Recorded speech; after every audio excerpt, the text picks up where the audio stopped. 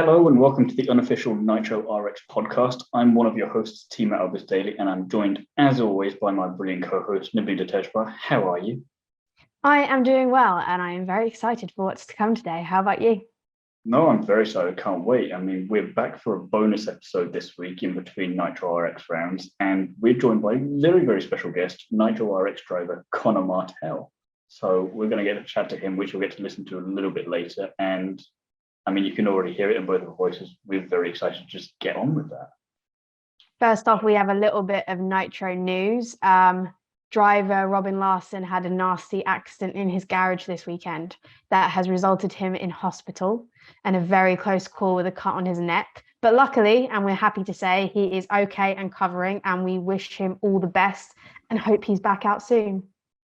Yeah, it looked pretty nasty. And I mean, it's lots of stitches, which when you look at it, was like, yeah, you don't want to be that doctor. You want to be very precise there. So I'm sure if he'll be back for the next round, but hopefully, you know what racing drivers are like. They don't really notice these kind of, they just brush them off. No problem at all. So I'm sure he will be. And aside from that, we are now on Instagram. So if you are listening to this and you didn't find us through Instagram, we've got an Instagram page. Go and follow us there. And Nabila is kind of posting a lot of our stuff on TikTok as well. So go and give her a follow over there so you can keep up to date with all of our content. So I'm pretty sure that's all of the stuff we have for the news. So do you want to just get straight into this interview? Absolutely. So let's get chatting to Conner.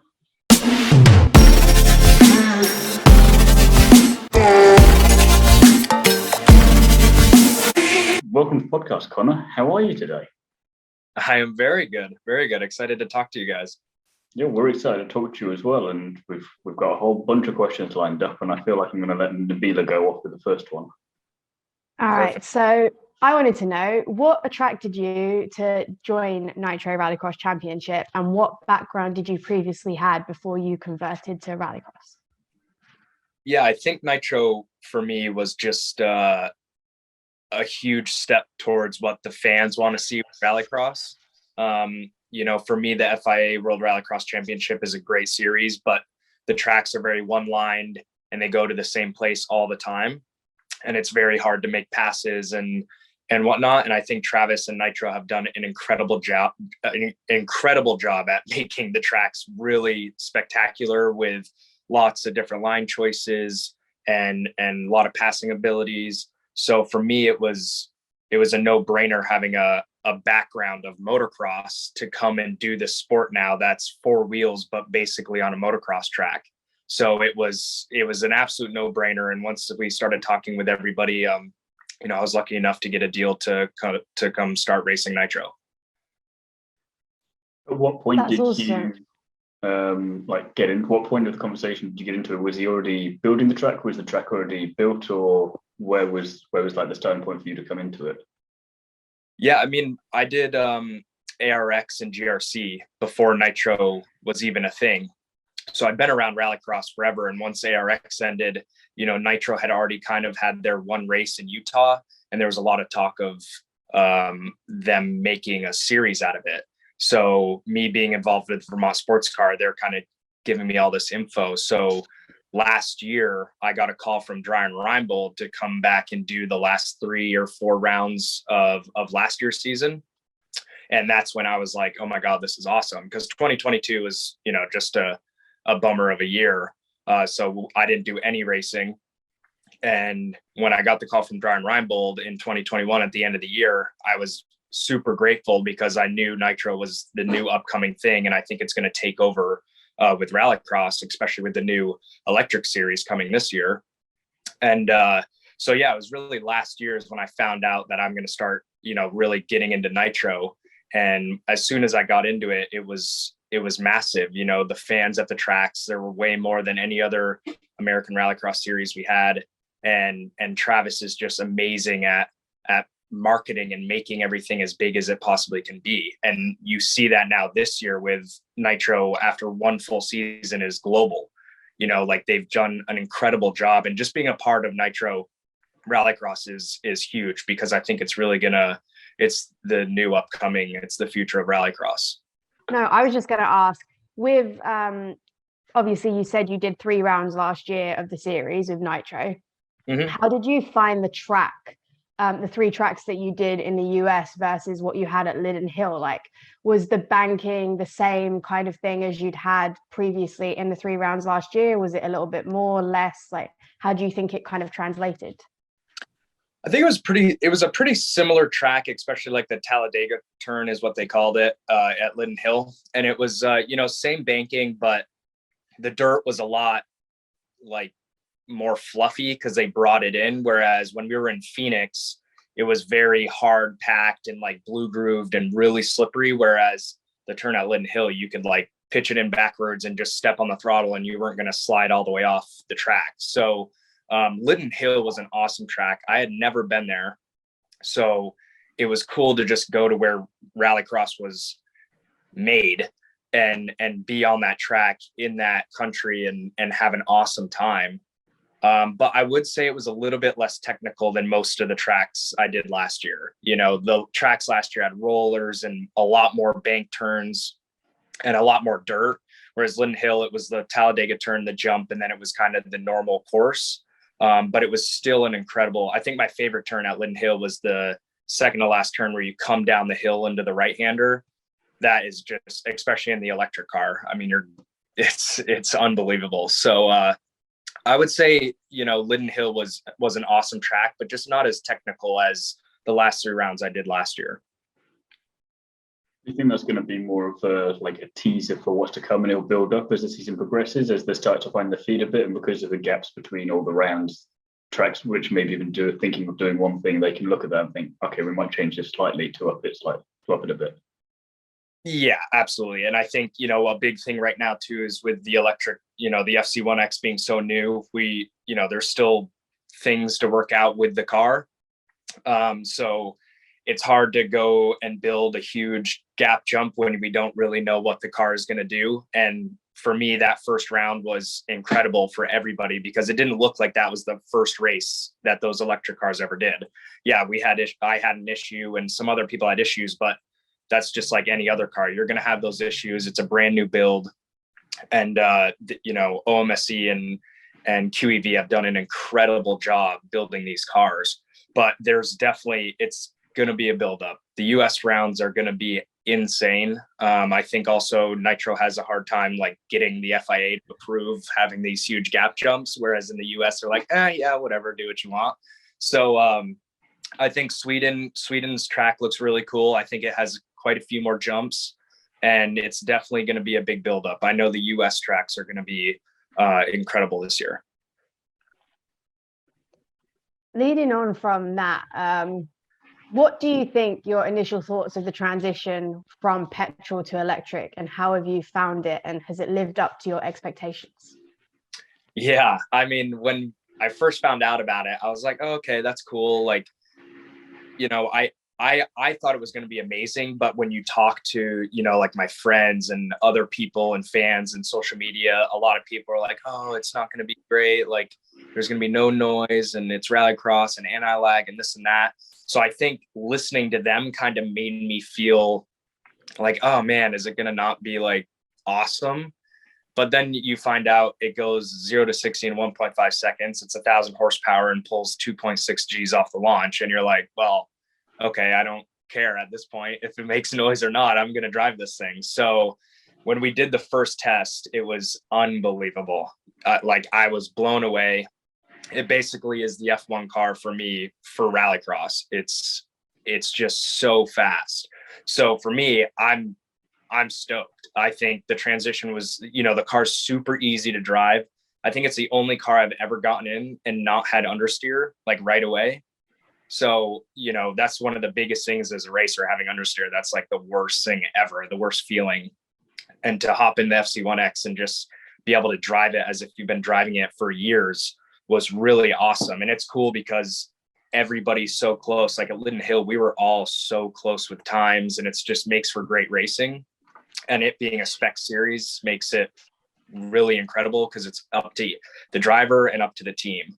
And I just think, First Corner's done an awesome job with doing these cars, and it's definitely living past my expectations for sure. Just for those people who are listening to this and now aren't watching it, when he said about the 1.5 seconds to get from 0 to 60, Nabila's jaw kind of went on the floor slightly there. So I think everyone should know that. Yeah, it's the first, I don't know, 5 launches that I did. My brain had to get used to it. I got wicked bad tunnel vision, and every driver I've talked to had the same thing. You know, you've never gone that fast in such a short amount of time, so you had to kind of process it and keep doing it in order for your mind to kind of catch up with what you're doing. So that was like, for me, the biggest thing. It was like, you know, when I watched Top Gun Maverick, I was like, yeah, I know what those guys are feeling, you know. I want to take one on a rally stage now. That sounds awesome. Oh man, if it was on a rally stage, it would be unbelievable. I have a bad feeling of me in the passenger seat screaming my head off.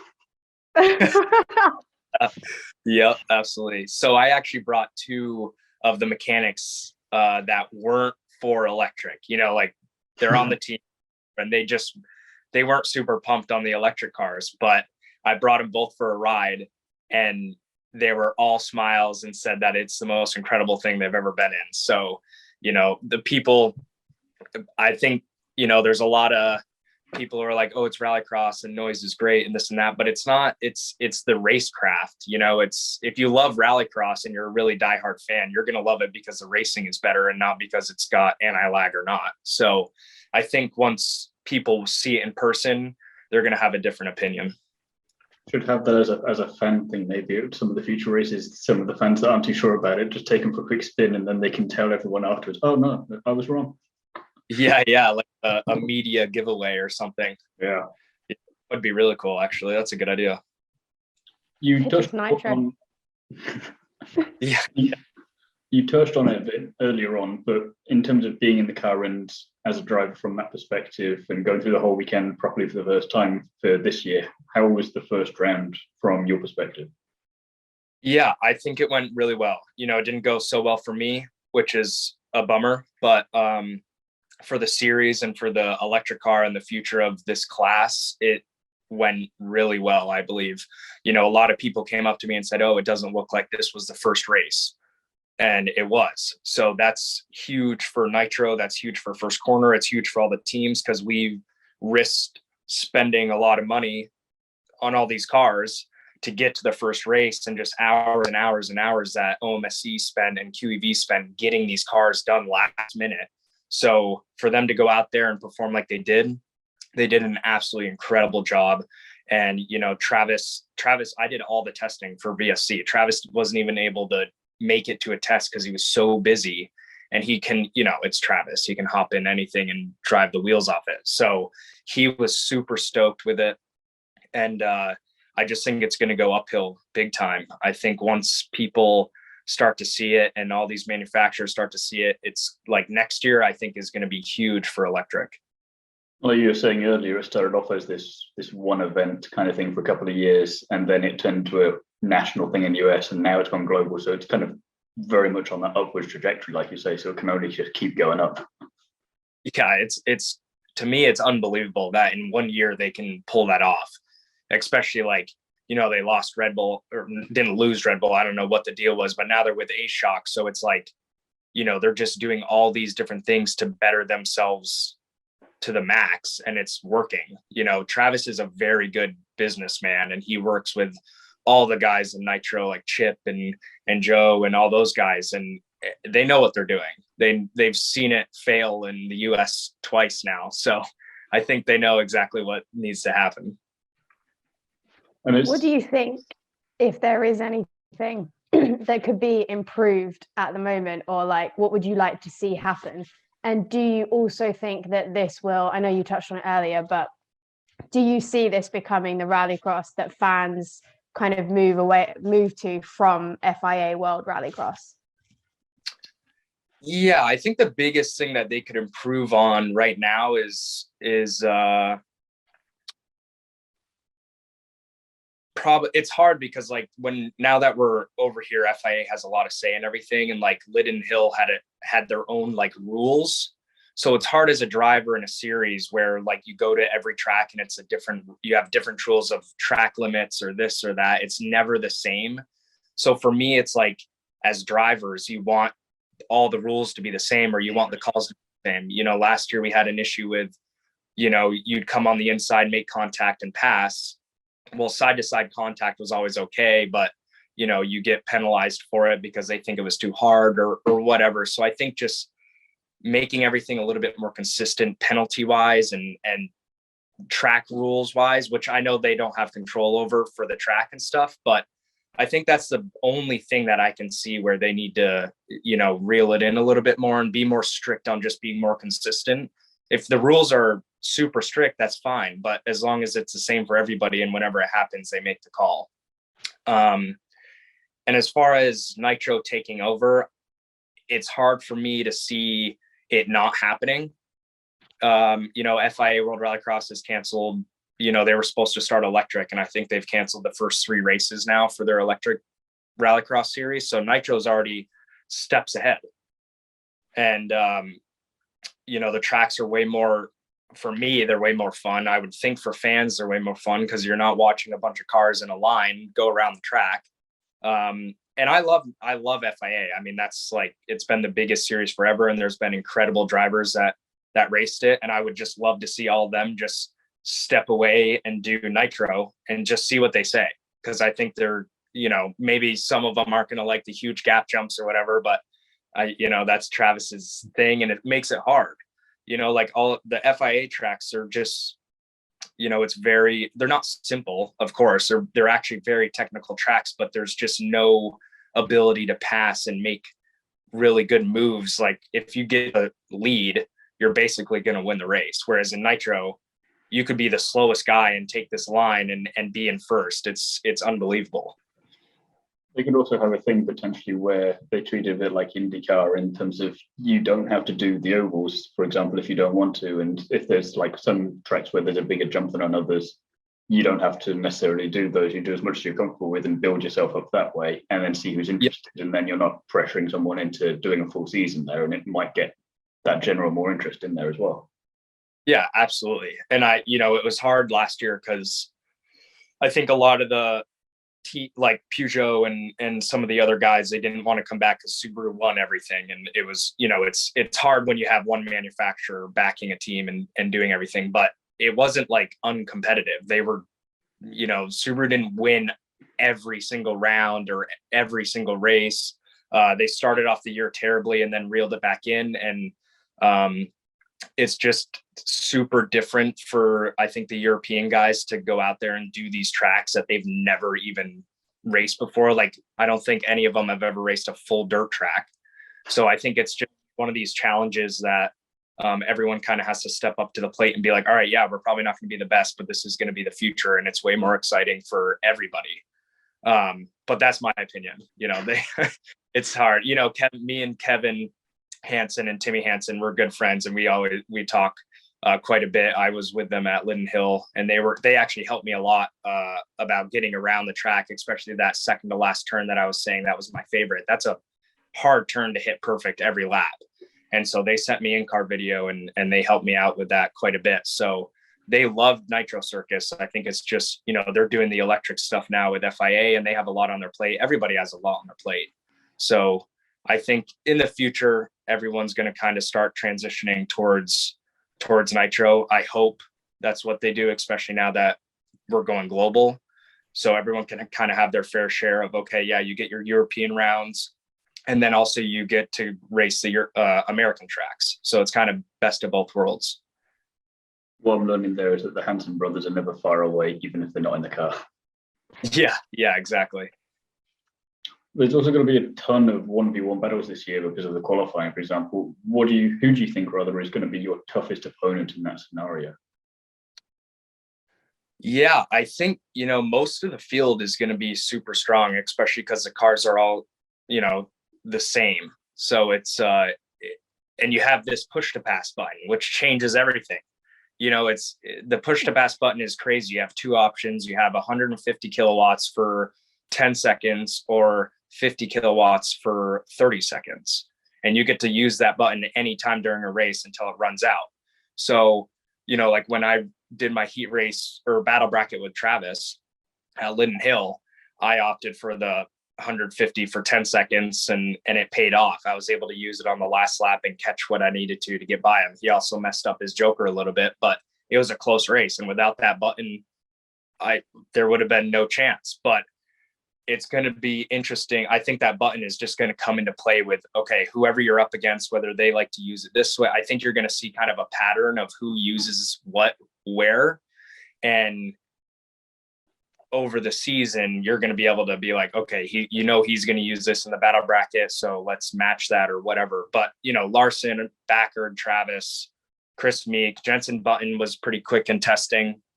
It's going to be crazy. I would say for me, like, I would love to go up against Travis almost every time, even though we're on the same team, which isn't good for the team. But for me to beat Travis is just like incredible to me, because I've known him for a long, long time, and finally being his teammate and beating him is like my main goal. You always want to be the best one on your team. So that's definitely what I'm shooting for.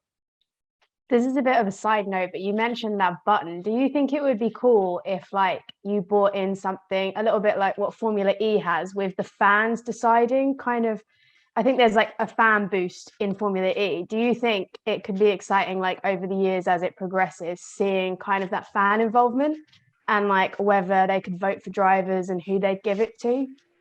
Absolutely. I think that would be really cool, because I think that's what Nitrocross has needed. That's what FIA is, they have a huge backing.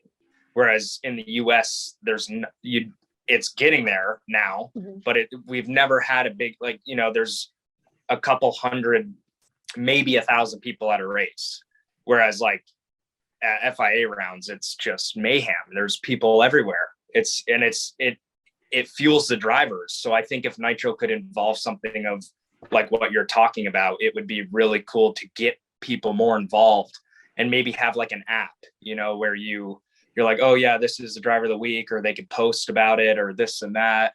I think that would be really cool, and do like giveaways for media rides and for fans. We give media rides to sponsors and team members and whatnot, but I think the fans are the ones who really need to go for rides, especially with this new electric series, because there are people who don't think it's going to go far. I mean, two things on that one. First of all, one, I think you just want to take some fans around and scare some people with the power of that car. That's the second is you're pointing out about Formula E. I think it's a trend that the electric racing series are having, in particular with involving fans, because Formula E does have the fan boost, but then Extreme E as well has grid play, where you're voting for who starts in which position essentially. So it's based on if someone's being too dominant, hopefully they then don't start too well, and you have that thing. So it seems like the natural next thing for Nitros as another electric series. Yeah, absolutely. I think, them involving the push to pass and stuff like that, like it's getting almost more strategic with that. So having getting the fans involved will just throw everything up in the air. I think that would be really cool. More so than it already is with the jumps, but yeah. Yeah.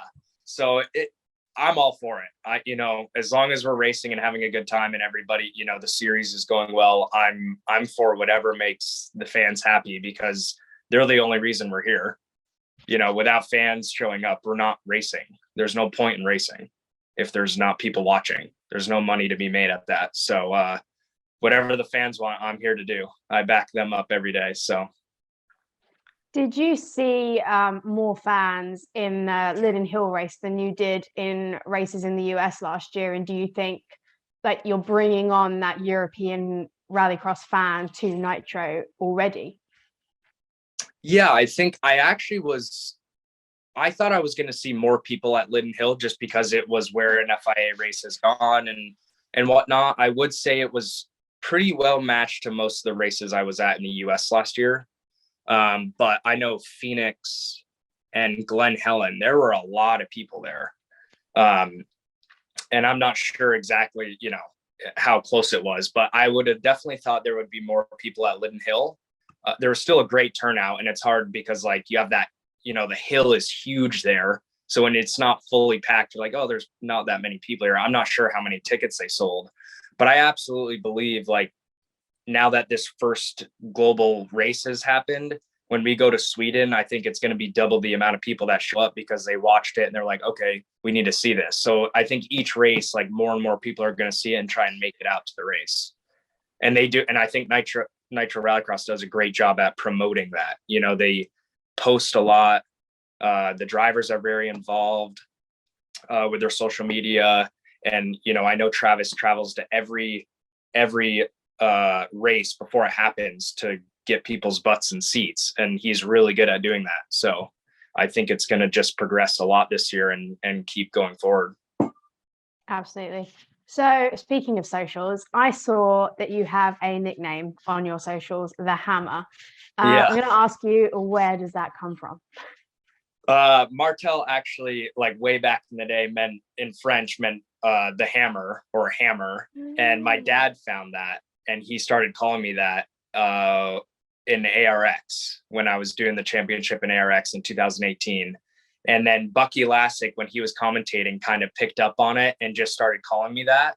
And I had kind of like when I was younger in the lights class, I was definitely more like I'd push people out of the way to make a pass. So I think Bucky just made a stick by saying that every time I was on camera or made a pass. And now it's just what people know me by at the racetrack, you know. So it's really cool to have a nickname that my last name means that nickname, but also it's kind of like my driving style. So it fits very well.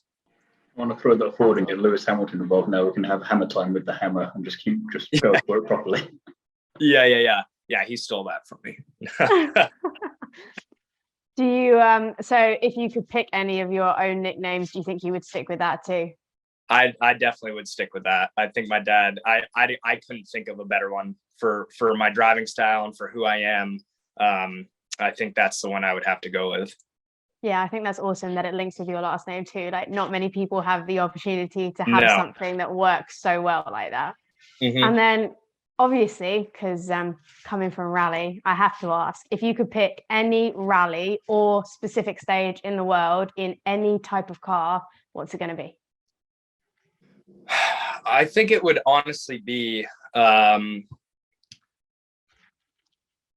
new Yaris WRC car, and which is kind of shocking probably to everybody here, but the New England Forest Rally stage, which is actually coming up next weekend or this coming weekend.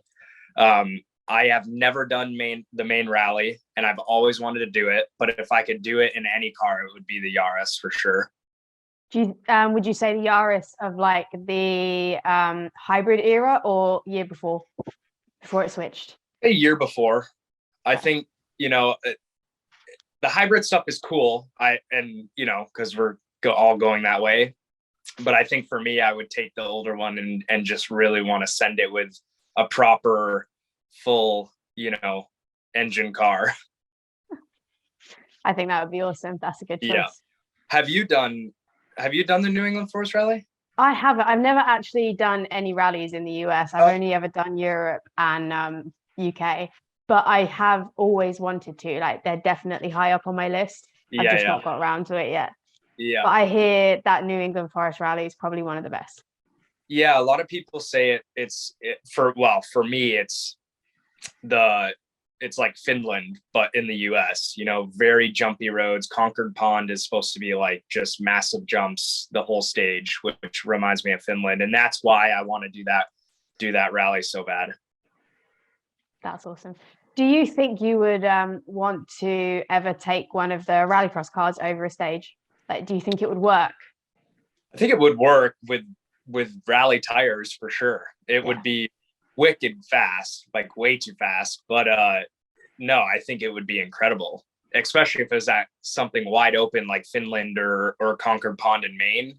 They would be mental, because it was like when Travis did the Washington Hill climb, which is basically a rally stage, and he did it in the Subaru rallycross car that was stripped down to nothing and given all the horsepower. And he said he was like actually scared. So it's you know, when you go from a 300 horsepower rally car to a 650 horsepower super car, you're gonna be going quite a bit faster. So it's I think it would be pretty interesting. There would be a lot of close calls, that's for sure. Lots of trees. Yeah, actually. yeah. I don't think.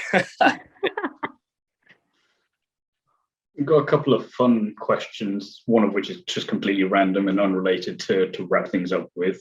So first of all, would you rather be 11 feet tall or 9 inches tall? I thought about this question for a really long time, and I was trying, and all I could think about was like, I wouldn't be able to drive if I was 9 inches. But you could if you're 11 feet.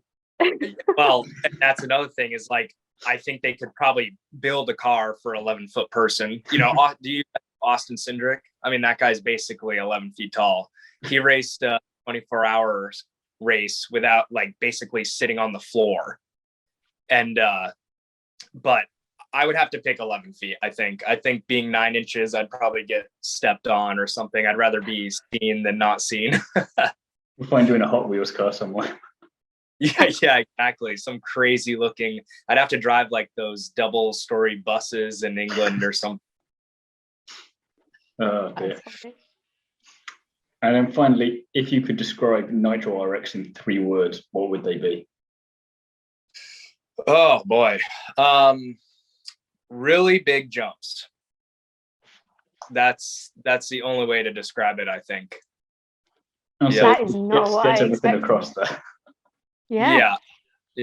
It's when you first go and like you're looking at the jumps, that's what Nitro Rallycross is. No one's ever had a gap jump that's that big. Even in X Games a long time ago, they had a 60-foot gap jump. Well, we have 80-foot gap jumps, and they're way taller, way bigger.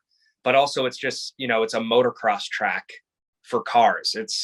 Which is awesome for me because that was my background. So I would say the best way to describe it is really big jumps.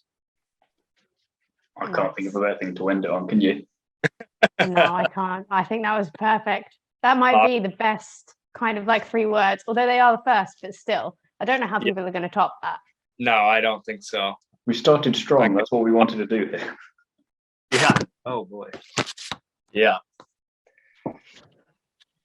Well, it's been an absolute pleasure chatting with you. I want to both thank you for your time and best of luck with the next round in Sweden and for the rest of the season. Yeah, thank you very much. No, it was awesome being on with you guys, and you guys had some awesome questions, and it's good to talk about the series and get, because like you don't do much on social media. So I'm definitely grateful to be on the podcast and kind of give everybody a little bit more insight on what's going on behind the scenes and stuff. So I appreciate it. Absolutely. That's definitely what we're leaning towards, trying to grow the sport a lot more, because I think it has huge potential and it's already showing it. And no, we really appreciate you having you on. Yeah. Thank you so much, guys.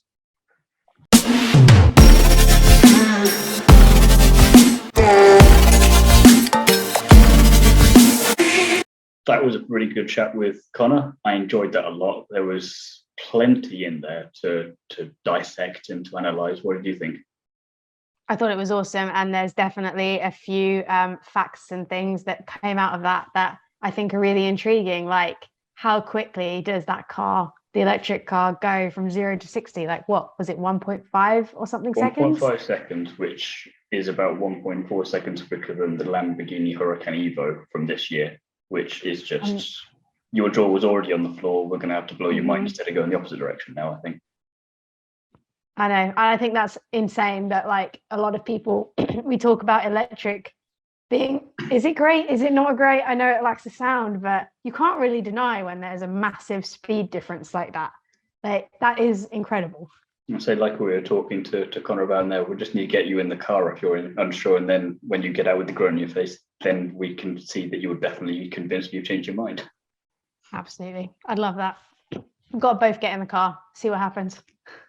Does this mean you're driving me around? I don't know if I'm comfortable with this yet.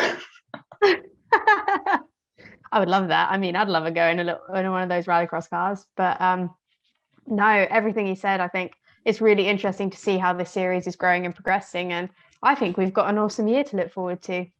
And definitely. And I mean, we were talking about this as well, and he was mentioning one of the things that we picked up on there is that not lack of cars, but just the small number of cars in the supercar category.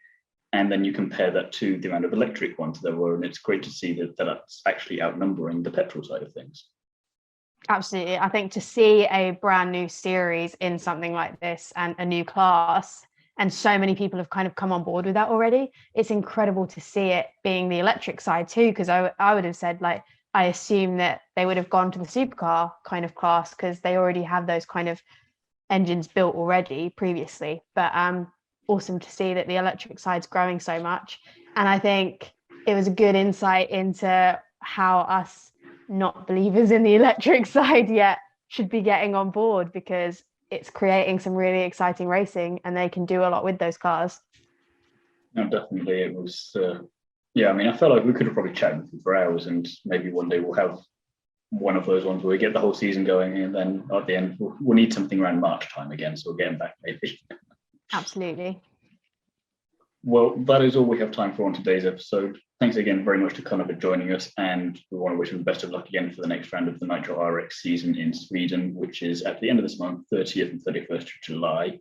So if you didn't watch it already and you're somehow listening to this as a result of that, well, go back and watch the highlights from the first round, because after this conversation, you probably want to, and then watch it again. And we'll either be back before then or then as well with the review episode. So listen to us then. And if you're already not following Conner on social media, definitely go and do that as well. And in the meantime, if you like us and you're not bored of us yet and you want a bit more of other motorsport content from us, you can find my motorsport interview series On the Curbs on YouTube, as well as the Undercut podcast, which is everywhere more or less, where we talk about Formula One. And you can check out my articles over on Is It Fast? And yeah, follow me on Instagram. And Nabila, where can people find you? So you can find me on Instagram on our new Unofficial Nitro Rallycross page, which I highly recommend you go check out. And then we'll also have some content on TikTok and things like that. So yeah.